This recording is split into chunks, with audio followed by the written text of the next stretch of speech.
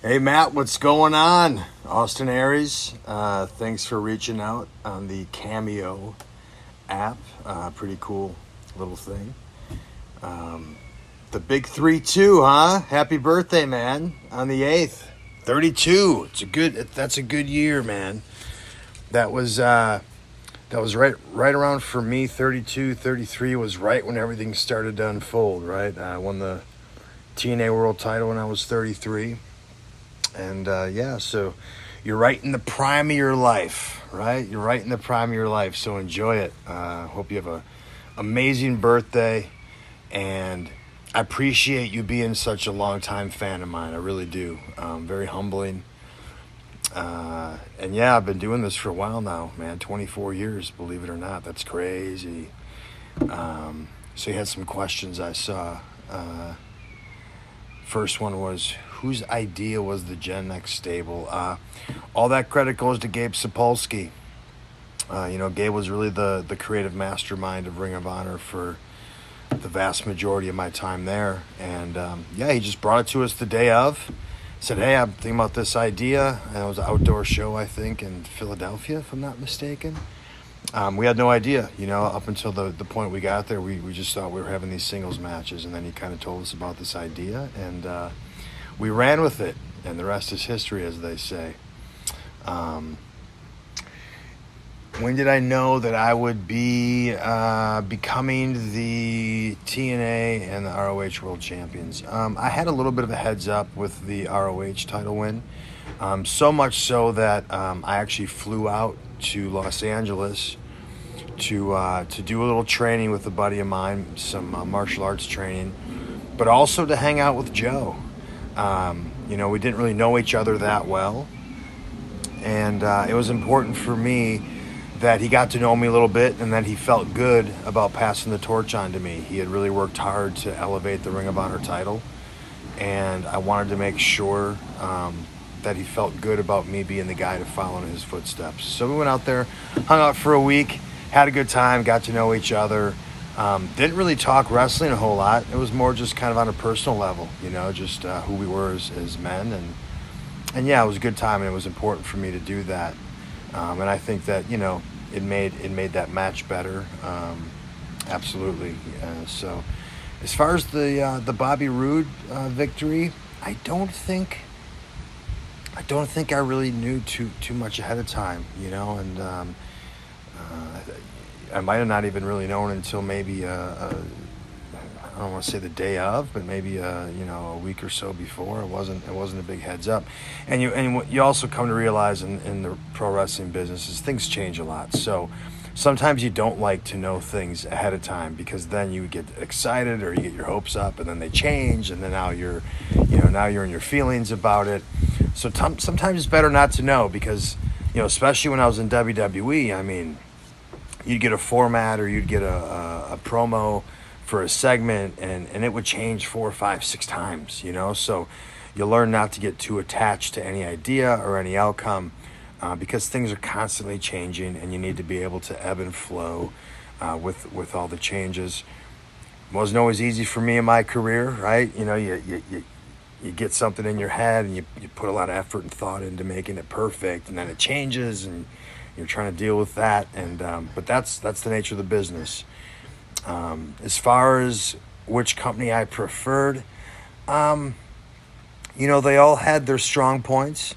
They all had the things that I benefited from, and then they all had obviously the things that weren't so beneficial. I mean, ROH will always have a soft spot in my heart. It's where I was put on the map. It's really where I really got my break as far as becoming a more well-known name within the pro wrestling industry. Obviously, beating Joe for the title was a huge step for my career. But that being said, didn't really make a lot of money there. That wasn't the place to make a lot of money. Then you go to TNA. That was kind of the next step up, and now doing more TV and pay-per-view type of wrestling, and more of that corporate mentality, which was a little difficult for me. But ultimately, through all the trials and tribulations there, that world title win really cemented me and made me feel like betting on myself within that company paid off. But even there, the money was better, but it wasn't retirement money, at least not for me. And then you get to WWE, and that's the pinnacle, right? That's the NFL of football, the NBA of basketball. That's the upper echelon. That's the top of the top. So, I'd kind of reconciled that wasn't going to be in the cards for me as I got into my late 30s. I'd been told no multiple times for different reasons. So when I got there, or got the opportunity to go there, I absolutely was excited to take it.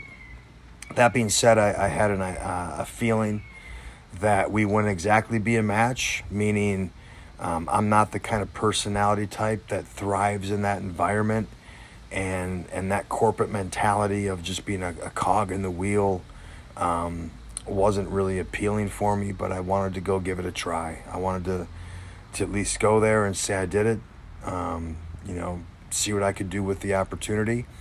And listen, a lot of fans say, oh, they underutilized you or you didn't get a fair shake. Listen, 18 months, and I don't think they had anything earmarked for me. I didn't come in there with any expectations or promises of anything.